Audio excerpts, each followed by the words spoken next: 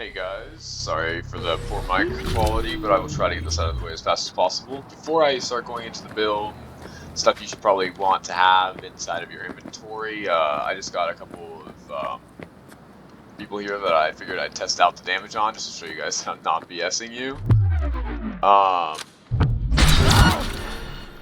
that was pretty good. 24,000. These people are a bit higher level, so again, it won't be necessarily quite as high. But you can tell that these are pretty insane damage numbers, and if they weren't, you know, like Militech, super high-level, powerful people, if you're just fighting, you know, your general gangsters, it really can do the upwards of that 71,000 damage I was talking about. But I will start off in the inventory.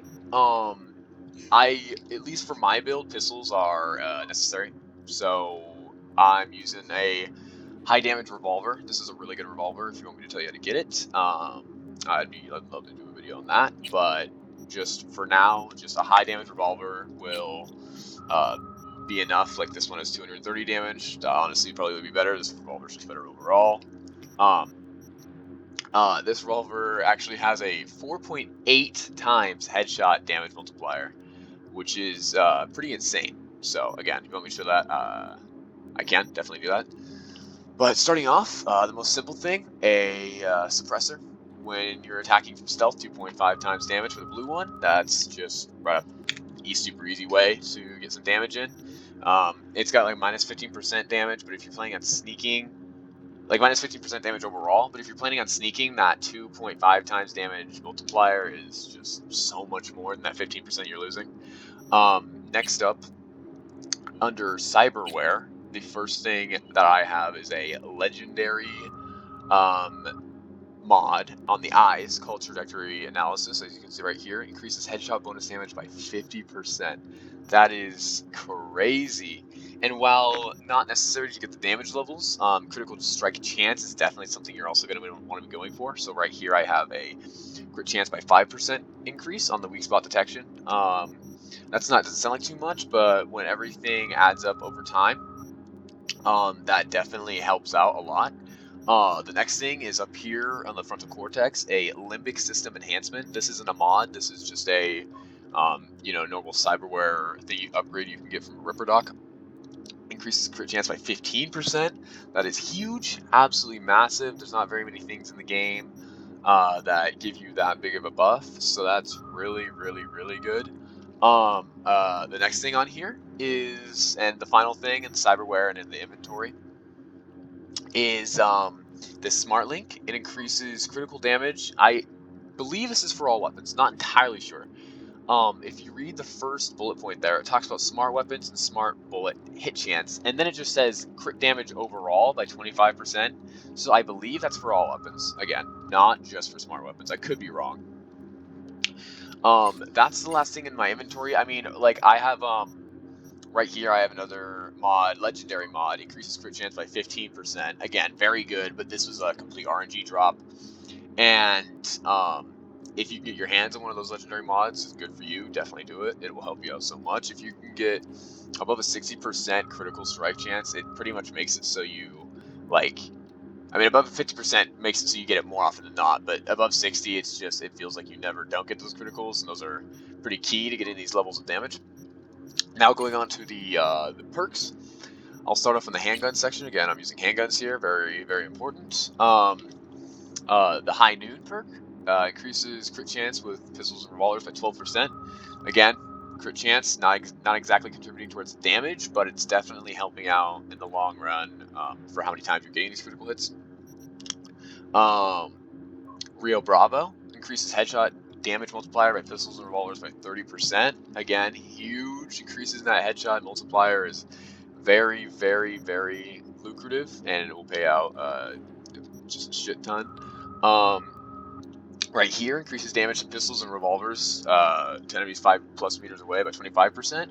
So this initially may not sound very good because it makes it sound like it's a really far shot. 5 meters is not that far away at all. So you can kind of get in a sweet spot in the 5-meter range right before the damage starts to drop off with the pistol, around 10 meters.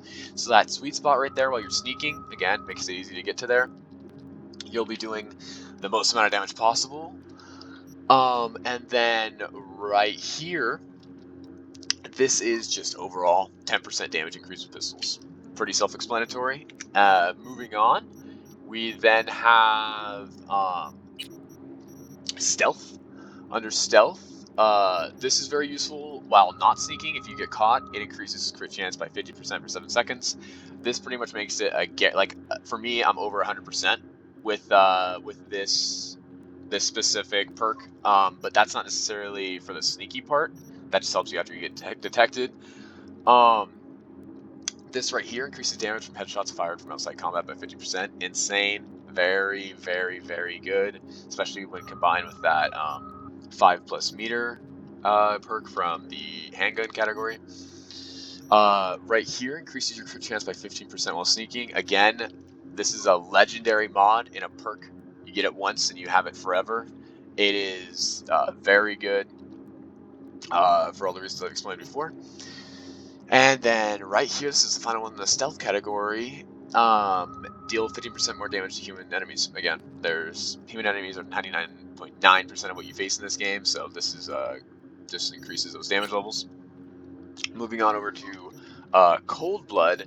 There's not too much here that really seems like it'll be good up until you go to this Frozen Precision. Increases headshot damage by another 50%. I don't believe that this is for Cold Blood, while Cold Blood is active, I mean, which again, you activate it after getting 1 kill or doing a couple of other things later on in the perk tree, but all these other ones specifically, like mentioning Cold Blood, this is just, I believe, an overall 50% headshot damage increase, which is pretty big. I will leave in the description all the required levels for all of the perks in terms of the cool and the reflexes, in order to be able to unlock these perks. It's not too high, except for the From the Shadows, but again, that's kind of optional, because that's not while you're sneaking. And one more final optional perk is right here, this crafted weapons one. Crafted weapons deal 5% more damage. This doesn't seem like too much, especially compared to the last things, but with the way that the multipliers work in this game, if your weapon itself does more damage, then all that happens before all those multipliers, and it's almost like compound interest, if you sort of know how that works. It just keeps on stacking on top of each other, so the most you can maximize your starting damage, the better your payoff will be. For example, I'd say right now a 1 damage increase is probably equal to the critical about 500. So 5% more, 222 damage right here, plus 5%, that'd be around like 12 more damage. So that's very, very good. And yeah, that's about it, guys. I know this was a longer one. Again, I'm sorry for the poor mic quality, but I just wanted to make sure I sort of explained everything, why everything's working the way it is, and yeah, so there you go. Enjoy the completely broken and trivial build of the game.